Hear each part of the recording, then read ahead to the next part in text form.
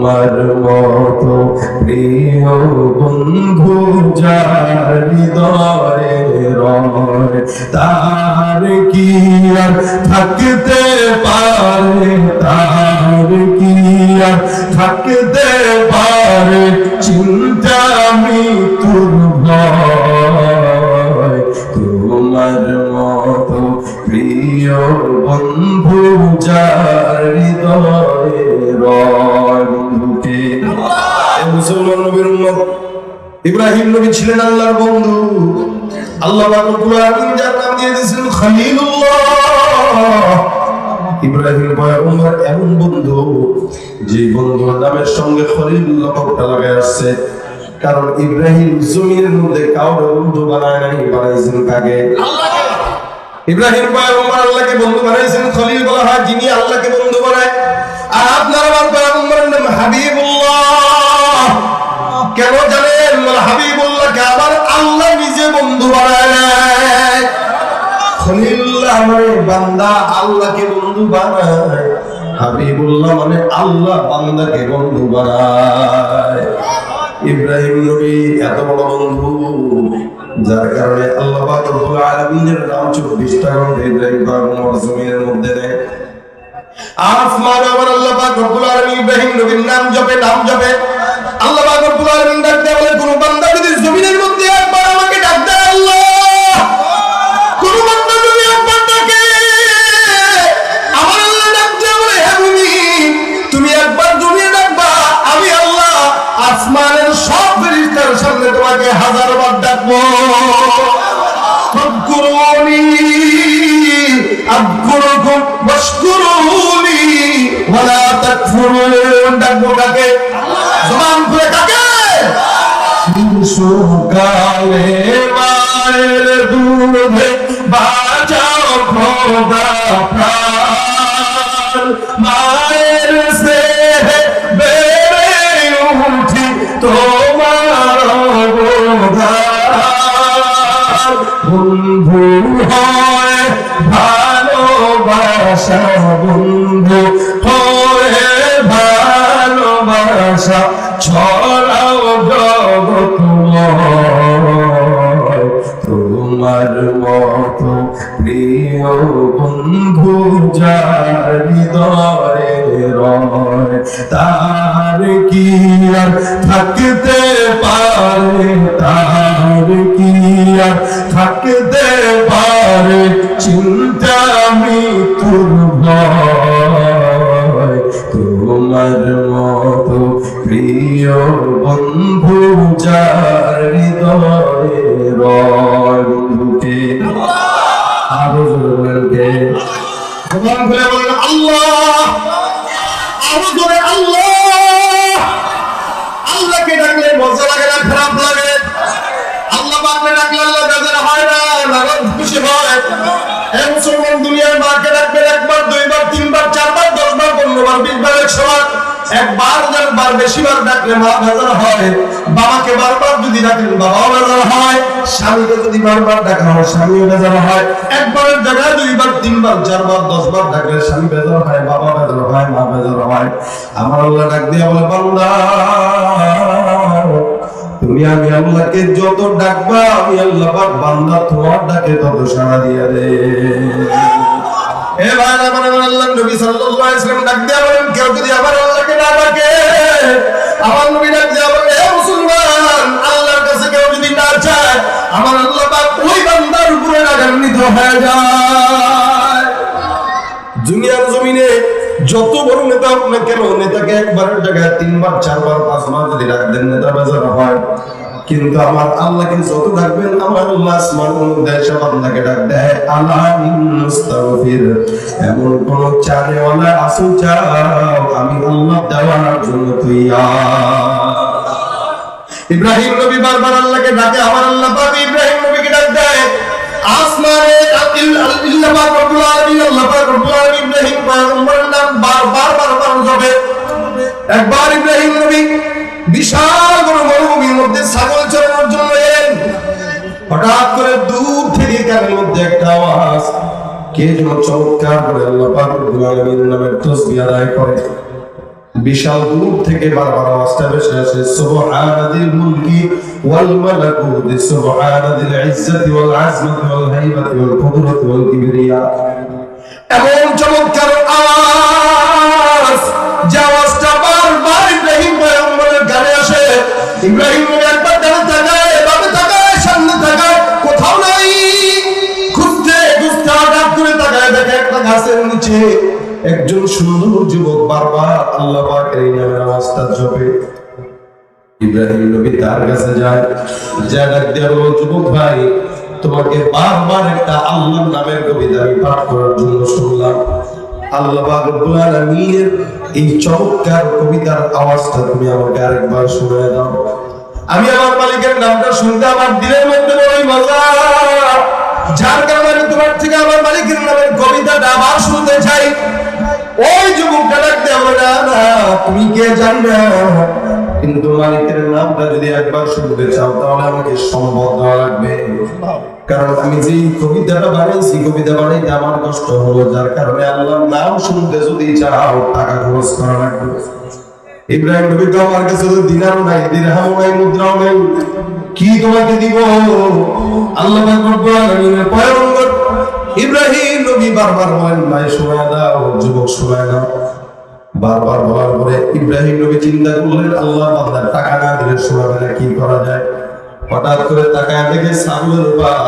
ইব্রাহিম নবী বলেন, ডাক দেয়া, এই যুবক ভাই, ছাগলের যতগুলো পাল দেখা গেল, এখান থেকে অর্ধেক ছাগলের পাল আমি তোমার জন্য রেখে দিলাম, বিনিময়ে তুমি আমার মাওলার নামের কবিতাটা আরেকবার শোনায় দাও।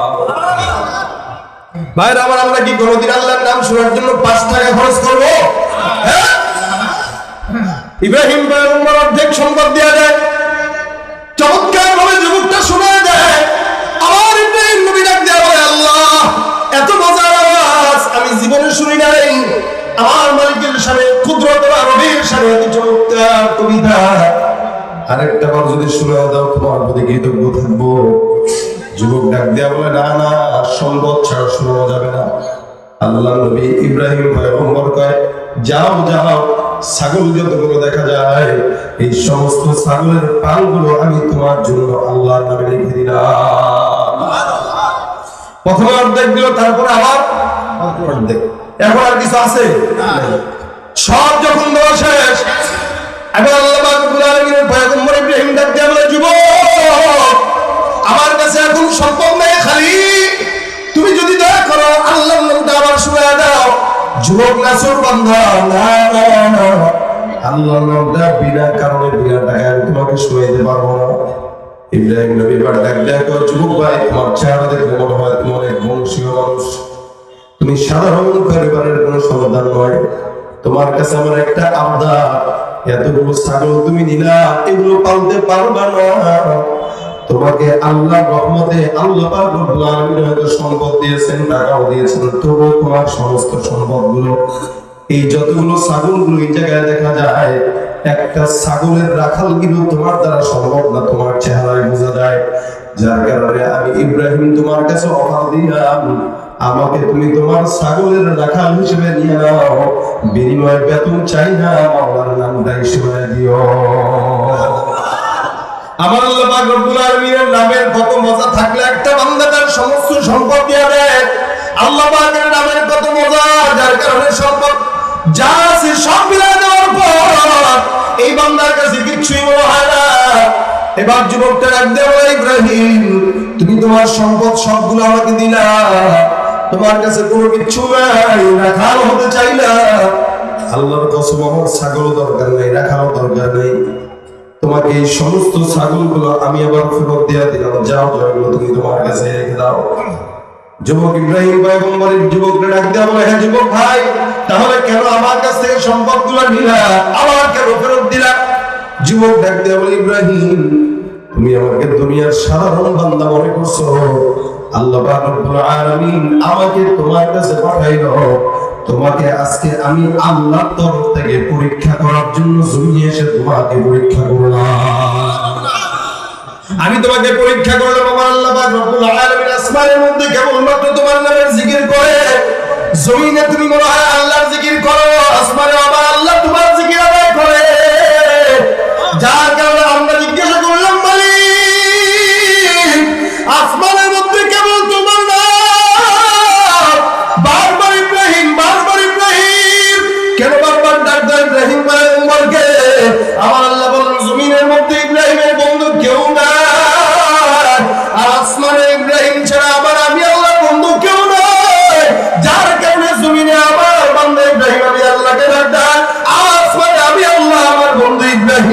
দে।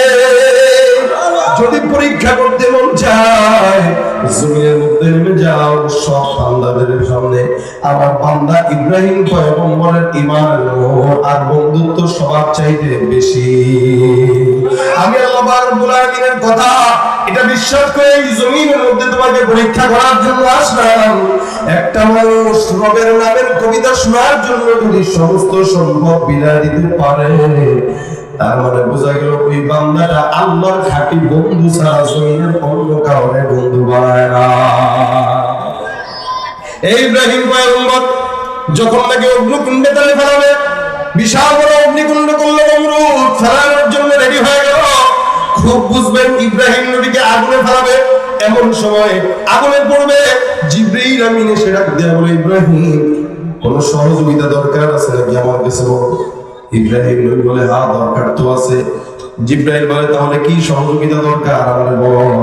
ইব্রাহিম ডাক দেয়া বলে, সহযোগিতা দরকার তোমার কাছে কেন বলবো, আমার আল্লাহ কি বিদায় হয়ে গেছে নাকি? ইব্রাহিম নবী ডাক দেয়া কয়, আল্লাহ যদি থাকে আল্লাহকে যে বলো আমি ইব্রাহিম পয়গম্বর তার বান্দা আগুনে পড়ার অপেক্ষায়, আল্লাহর অপেক্ষায় আগুনের সামনে দণ্ডায়মান। আল্লাহকে বলো যে আমি ইব্রাহিম আল্লাহর অপেক্ষায় এই জায়গায় দণ্ডায়মান আছি। তুমি জিবরাইলের কাছে আমার কোনো কিছু চাওয়ার নাই, বলার নাই। তুমি কি দিবা, আমার মাওলায় থাকতে তো আমি আর কারো কাছে চাই না। এটা হলো ইব্রাহিমের ঈমান। যাও ভাগো এখান থেকে, ফেরেশতাকে পাঠিয়ে দিয়েছেন ধমক দিয়া। জিবরাইল আমিন ডাক দিয়া, আল্লাহ ইব্রাহিমকে বললাম সহযোগিতা দরকার আছে কিনা। ইব্রাহিম কয়, না না দরকার নাই, তারাই দিল ধমক দিয়া। আমার আল্লাহ ডাক দিয়া বলেন, কি দরকার? বলে, ইব্রাহিম পয়গম্বর তোমাকে চায়।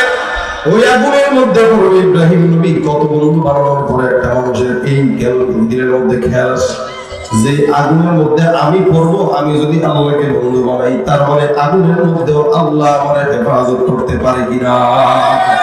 ইব্রাহিম নবীর এই ঈমান আর এই বিশ্বাস আর বন্ধুত্ব আমার আল্লাহ ডাক দিয়া বলে, ইয়া নারু কুনি বারদাও ওয়া সালামান আলা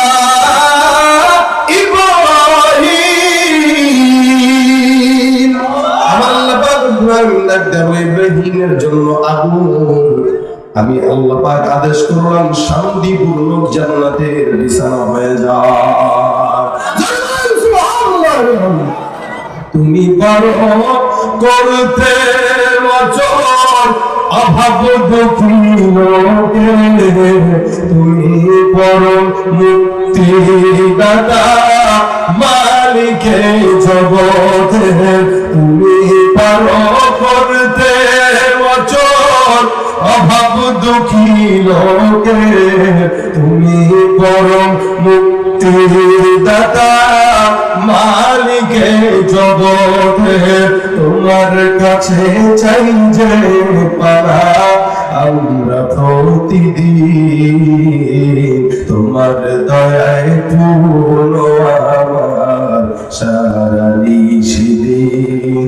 আল্লাহ তুমি দয়ার সাগর, আল্লাহ তুমি দয়ার সাগর, রহমানুর রহিম। তোমার দয়ায় পূর্ণ আমার সারা নিশিদিন। কার দয়া? দয়া করে কি করে না? যে আল্লাহ ইব্রাহিমকে দয়া করছে সে আল্লাহ এখনো হাসে না।